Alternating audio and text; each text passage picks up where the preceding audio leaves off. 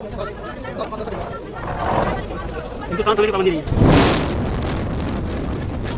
हाल ही में नोएडा के sector 93A में स्थित सुपरटेक ट्विन टावर को ध्वस्त कर दिया गया और इसे गिराने में लगभग 9 से 10 सेकंड लगे और 28 अगस्त 2022 को दोपहर 2:30 पर इस बिल्डिंग को गिरा दिया गया। अब सभी के मन में सवाल उठ रहा होगा कि आखिर कुतुब मीनार से भी ऊंची इस 40 मंजिला इमारत को क्यों गिराया गया। इसे गिराने के लिए इलाहाबाद हाई कोर्ट से लेकर सुप्रीम कोर्ट तक लंबी लड़ाई लड़ी गई। सुपरटेक बिल्डर की तरफ से एक नामी वकील इस केस को लड़ रहे थे, लेकिन वे भी इस बिल्डिंग को ध्वस्त होने से नहीं बचा सके। इसकी मुख्य वजह थी गैर कानूनी तरीके से बनाई गई यह बिल्डिंग। सुप्रीम कोर्ट ने इस मामले पर नोएडा अथॉरिटी के सीनियर अधिकारियों पर सख्त टिप्पणी की थी। मामले की सुनवाई के दौरान सुप्रीम कोर्ट ने यहाँ तक कह दिया कि नोएडा अथॉरिटी एक भ्रष्ट निकाय है। इसकी आंख, नाक, कान और यहाँ तक कि चेहरे तक से भ्रष्टाचार टपकता है। अब आप समझ सकते हैं कि सुप्रीम कोर्ट ने आखिर इस पर टिप्पणी क्यों की थी। चलिए आप समझते हैं कि नोएडा अथॉरिटी के साथ मिलकर नियमों का उल्लंघन अथवा खिलवाड़ किस प्रकार किया गया। 23 नवंबर 2004 को नोएडा अथॉरिटी ने सेक्टर 9A स्थित ग्रुप हाउसिंग के लिए प्लाट नंबर 4 एमराल्ड कोर्ट को आवंटित किया था। इस जमीन पर 14 टावर का नक्शा भी आवंटित किया गया। सभी टावर ग्राउंड फ्लोर के साथ 9 मंजिल तक मकान बनाने की मंजूरी दी गई थी। इसके 2 साल बाद यानी 29 दिसंबर 2006 को नोएडा अथॉरिटी ने संशोधन करते हुए 2 मंजिल और बनाने की मंजूरी दे दी और इसी के साथ साथ इसका एक नक्शा भी पास करवा दिया गया।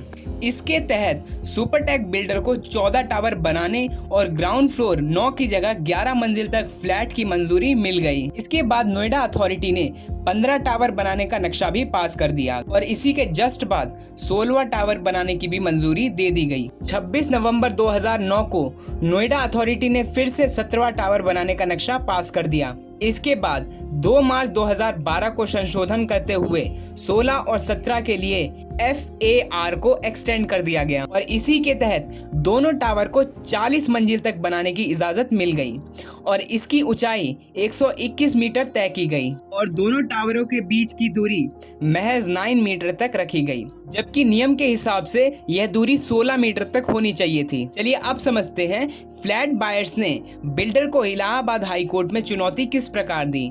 RW अध्यक्ष उदय भान के अनुसार फ्लैट बायर्स ने 2009 में RW बनाया और इसके खिलाफ कानूनी लड़ाई लड़ने का फैसला किया।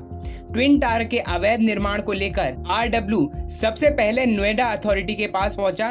यहां सुनवाई नहीं होने पर इलाहाबाद हाई कोर्ट में चुनौती दी गई और 2014 में इलाहाबाद हाई कोर्ट ने इस ट्विन टावर को तोड़ने का आदेश दिया। नोएडा अथॉरिटी के तत्कालीन CEO ने एक कमेटी का गठन किया जिसमें 12 से 15 अधिकारी व कर्मचारियों को दोषी माना गया। इसके बाद एक हाई लेवल जांच करने के लिए एक कमेटी का गठन किया गया, जिसकी रिपोर्ट के बाद 24 अधिकारी व कर्मचारियों के खिलाफ FIR दर्ज की गई। इलाहाबाद हाई कोर्ट के आदेश के खिलाफ सुपरटेक सुप्रीम कोर्ट जा पहुंचा, लेकिन उसे राहत वहां भी नहीं मिली। सुप्रीम कोर्ट ने 31 अगस्त 2021 को आदेश जारी करते हुए कहा कि इस इमारत को 3 महीने के अंदर गिरा दिया जाए। इसके बाद इस तारीख को आगे बढ़ाकर 22 मई 2022 को कर दिया गया, लेकिन तैयारी पूरी नहीं होने के कारण इस दिन को भी इसे ध्वस्त नहीं किया गया। बाद में सुप्रीम कोर्ट ने संबंधित एजेंसी को मोहलत दी और 28 अगस्त 2022 रविवार को इसे गिरा दिया गया। तो दोस्तों, ये थी हमारी वीडियो।